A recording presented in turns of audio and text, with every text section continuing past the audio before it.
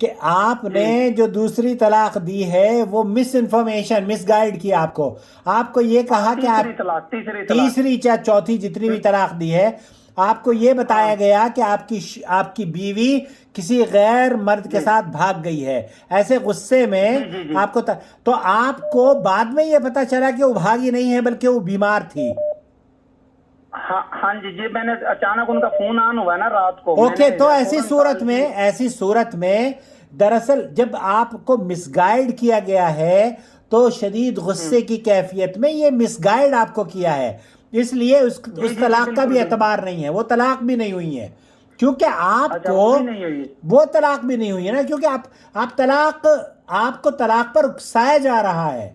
آپ کو طلاق دینے پر مجبور کیا جا رہا ہے، پہلے جن کی طرف سے اور بعد میں اس کے